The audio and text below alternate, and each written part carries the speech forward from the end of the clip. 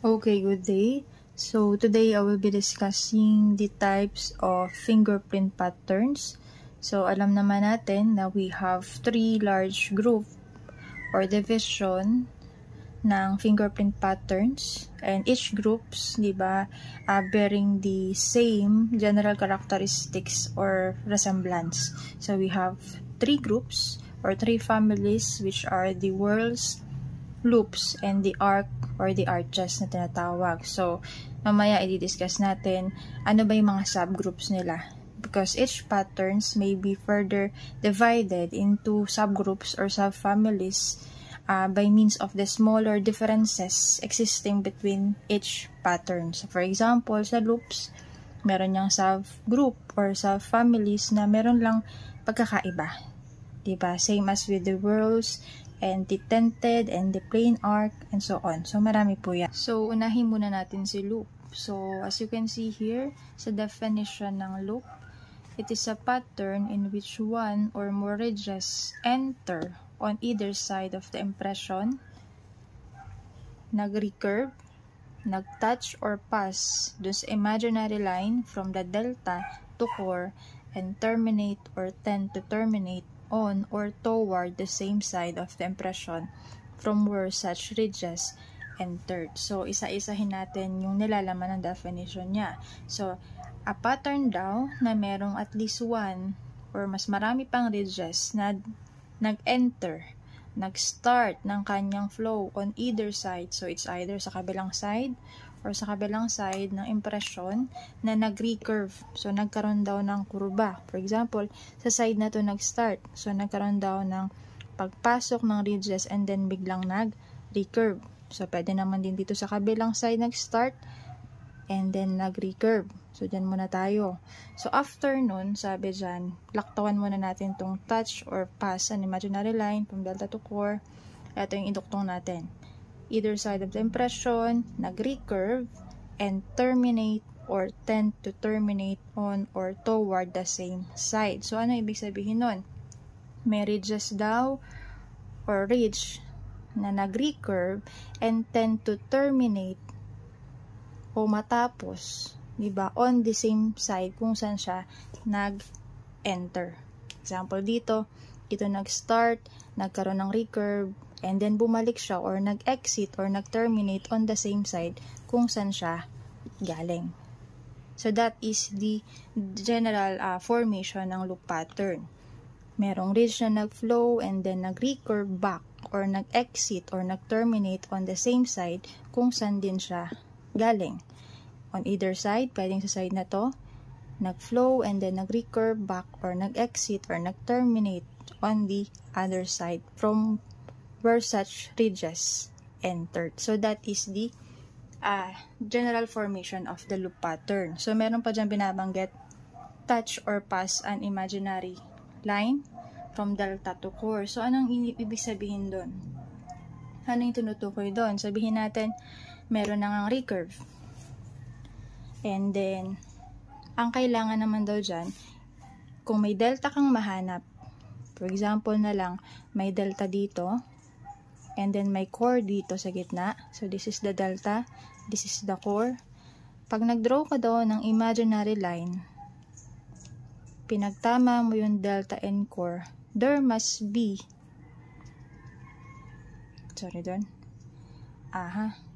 there must be a recurve. Meron daw dapat recurve na matatamaan ng imaginary line na madadaanan or maidodrawing mo. For example, this is the recurve. Nag-draw ka na imaginary line. Dapat yung recurve daw na nabuo dyan, madadaanan ng imaginary line. So yun yung pinapatungkulan dito. Meron daw ridges, nag-enter on one side of the impression, nag-recurve, and then yung recurve na yun, tinamaan daw ng imaginary line na dinraw mo from delta to core, wherein dapat yung recurve na yun is nag-terminate on this side or on the other side or toward the same side of the impression from where such ridges entered. So yun yung ibig sabihin nun. Linawin natin. For example, again, eto. This is the recurve. Ayan yung loop, yan yung pinaka-general na itsura niya. From one side, nag-recurve and bumalik onto the other side, toward the same side. Dito natapos. So, for example, eto daw si delta. Tas eto daw, for example, si core. Kailangan mo daw mag-draw ng imaginary line from delta to core. So, this is the delta. Pupunta ka kay core.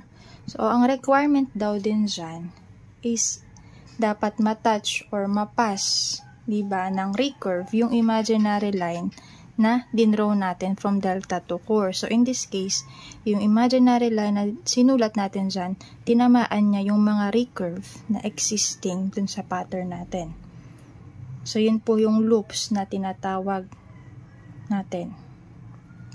So, yun yung loop pattern. So, kailangan may recurve, dapat may delta and core, based sa definition, at dapat yung last requirement niya, diba, yung imaginary line, tatamaan yung recurve.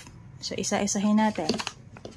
Yung tatlong requirement, again, dapat may recurve from one side, nag-flow, and then nag-recurve back on the same direction kung saan siya galing. So, dapat may recurve, dapat may delta and core. So, in this case, this is the delta, ito yung core. And then, last requirement, dapat daw may reach count. So, ito yung kaninang ginawa natin. Dapat daw matouch or mapass niya yung imaginary line na dinrawing natin from delta to core. Kasi itong ginawa natin na yan, diba, yan yung gagamitin natin for reach counting. So, yung bibilangin natin dyan, yung mga nadaanan na ridges. So, 1, 2, 3, yan yung reach count niya. So, madaling salita, para matawag mo na loop yan, after mong makita si recurve, after mong makita si delta and core, kapag nag-drawing ka ng line, dapat meron kang madadaanan na recurve dyan. Kasi merong mga cases po dyan. Example,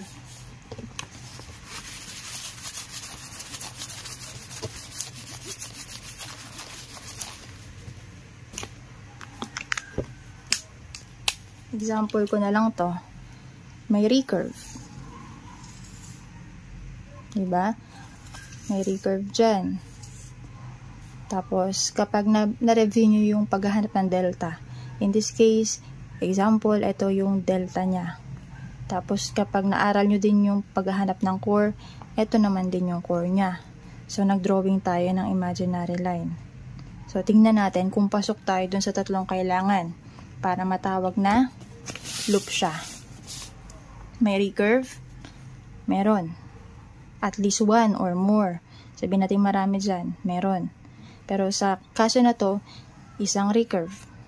Check sa 1. May delta and core. This is the delta. And ito rin yung core. Pero dito sa pangatlo, meron bang reach count na mangyayari? Ang reach count again kasi, mangyayari yan kapag nakapag-draw ka ng imaginary line in between the delta and core at meron kang natamaan na, ito yan, meron kang natamaan na recurve. Recurve and then nag-touch or pass dun sa imaginary line na dinraw mo from delta to core. So, wala kang mabibilang dyan for reach counting. So, ang nangyari dyan, merong 1, merong 2, walang 3. So, hindi mo yan mako-considered as loop. So, dapat kompleto yan. Pero, kunyari, ganito siya. Yung kanina, again. Ito si loop. Maraming recurve. Maraming recurve. Ito si delta. Ito si core.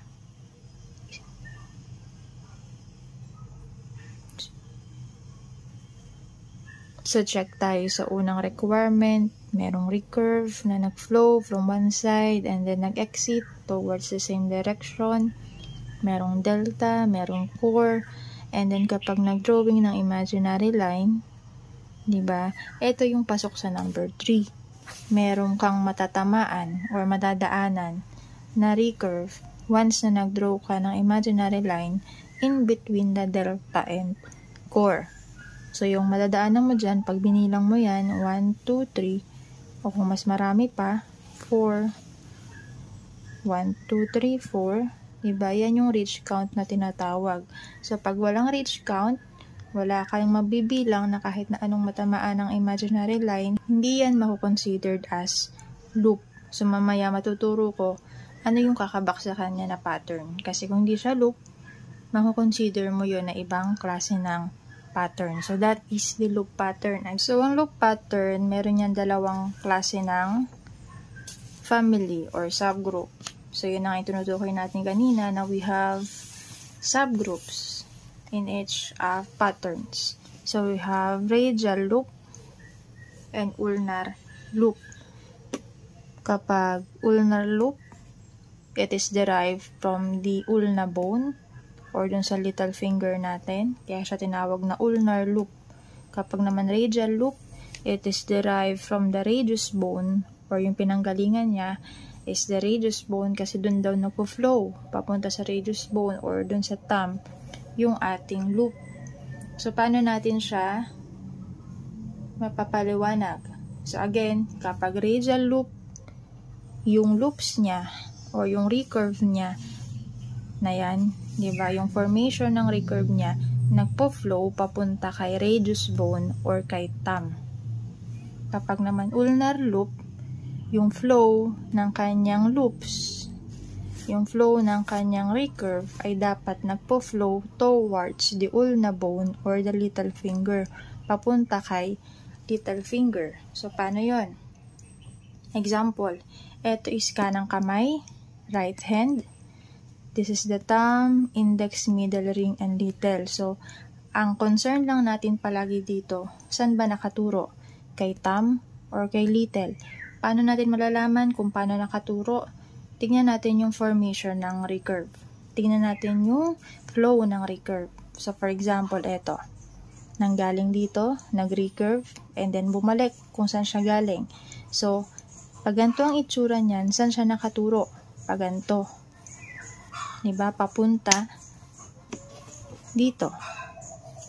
Saan siya papunta? Diba? Papunta dito. So, kung kanang kamay yan, example, eto, saan papunta or saan nakaturo yung ridges natin? Saan nakaturo yung ating recurve? Kay thumb ba or kay little? So, pag ganyang kaso, saan siya nakaturo? Nakaturo kay thumb. So, for example naman, eto, dito nang galing yung ridge niya, nag-recurve back. So, pag ganun yung flow niya, nakaturo dito. So, example, ganito, galing daw dito, and then na ganun. So, nakaturo dito. So, kung kanang kamay ito, saan siya nakaturo? Sa thumb or sa little? So, yun yung dapat nating tingnan. So, babalikan lang natin yan. Pag nakaturo daw kay little, magiging ulnar loop. Pag nakaturo kay thumb, magiging radial loop. So, ganun lang siya kadali. Pagka ng kamay. So, automatic yan. Kapag isang kamay naman ang gagamitin natin, iba yung posisyon ng finger niya. Kung si thumb to, pagkaliwang kamay, ito si little, pabaliktad naman siya. So, again, ulitin natin. Ang loop, makonsider natin or makaklasify natin na radial or ulnar loop, depende daw kung saan nakaturo or kung saan nagko-flow yung ridges, saan siya papunta. If it flows towards the thumb, papunta kay thumb, papunta dito yung flow niya. Pag ganun yung flow niya, example na lang ay eto, pag ganito yung flow niya, example naman ay eto, pag ganito yung flow ng loop mo, magiging radial loop. Kapag naman daw ang ridges mo is nagpo-flow papunta kay little finger, example na lang na pattern ay eto, nakaturo papunta kay little finger, papunta kay little finger, siya is magiging ulnar loop. So, wag kayong malilito kasi maraming ang ginagawa ay paganto. Example, ang pattern ay, for example, ang pattern ay paganto. So, automatic, nakaturo siya kay little finger. Pero yung iba, ang ginagawa nila, dito nila nilalagay yung pattern. So, ang nangyayari nga naman, nakaturo kay thumb. Diba? So, para ma-analyze yung maigi or para magets yung maigi, sa center nyo ilalagay yung pattern. Diba? Example, eto, saan siya nakaturo? Kay little. Sa kabila naman, saan siya nakaturo? Kay thumb. So, magiging radial loop. Yung iba kasi ang ginagawa, tinatabi kay little, nakaturo nga naman kay little. So, wag malilito. Again, once basta na nakaturo kay thumb, siya is radial.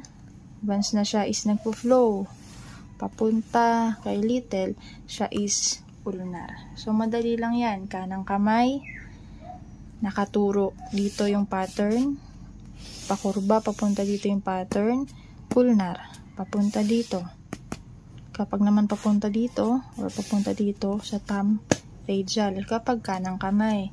Kasi kapag kaliwang kamay niyan, tulad na sinabi ko kanina, may iba na yan ang direksyon. Kasi kung eto ay andito si thumb, pag kaliwa, pag kanan, eto naman si thumb sa kabila. Kaya malito kayo. So kapag kaliwang kamay naman, automatic iba na yan. Nagpo-flow daw dito, magiging ulnar loop kasi nakaturo kay little. Ito namang pattern, saan siya nakaturo? Nakaturo naman kay thumb, magiging radial. Ay yung kanina, pag nakaturo dito, radial. Pero pag nakaturo dito, ulnar. Diba?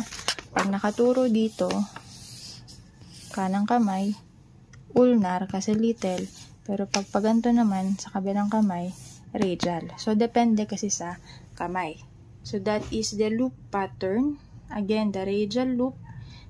Basta ang ridges ay nagpo-flow na nakaturo kay thumb, and ulnar loop na yung ridges ay nagpo-flow papunta kay little finger. So, last example. Baka nalilito ba? Kunyari, ito yung pattern. Pag ganyan. Sorry sa maliit lang ha. Para kasi sa space. Okay. Example, ito. Ito yung pattern natin. Pag ganito yung flow niya. Papunta saan? Papunta dito. Pag ganon. So, maiiba yan. Depende sa kamay. Pag kanan, pag nakaturo dito, saan siya papunta? Papunta kay thumb. Pag ganan ang pattern, kanang kamay, thumb, magiging radial. Kapag kaliwang kamay, same pattern. Magiging radial pa rin ba? Or may iba na? Diba? Kung paganto pa rin yung pattern natin, kaliwang kamay, nakaturo na siya kay little finger. So, magiging ulnar na siya. So, nakita yung difference nila? So, kunyari naman, ito yung pattern. Pabaliktad naman. Sa kabilang direction naman siya papunta.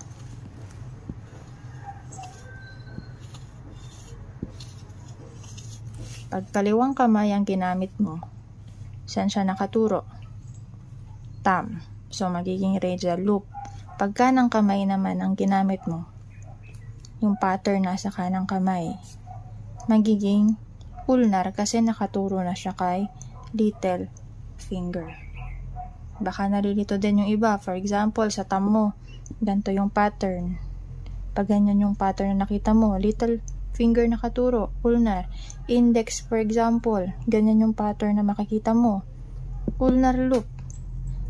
Middle finger, ganyan pattern na nakita mo, ulnar loop kasi nakaturo lahat kay little finger. For example naman, little finger, nakita mo yung pattern pag ganyan, pag ganito, nakalagay. Literal talaga na ganun yung pattern, maka nalilito. Kunyari, kunuha mo yung fingerprint niya. Pag ganun yung pattern, nakaturo kay thumb. So, magiging radial loop. So, that is the loop pattern. For example naman, palawakin na natin. Example, yung pattern dito. Pag ganyan. Saan siya nakaturo? Kay little finger. So, ulnar loop. Sa kabilang kamay. Kunyari, ito yung pattern sa ring finger. Saan nakaturo? Kay radial loop. So, ganun lang siya kadali. Depende kung anong itsura Saan siya naka-face? Diba? Towards the thumb or towards the little finger at kung anong daliri. Galing ba sa kaliwa or galing ba sa kanan. So, that is the loop pattern.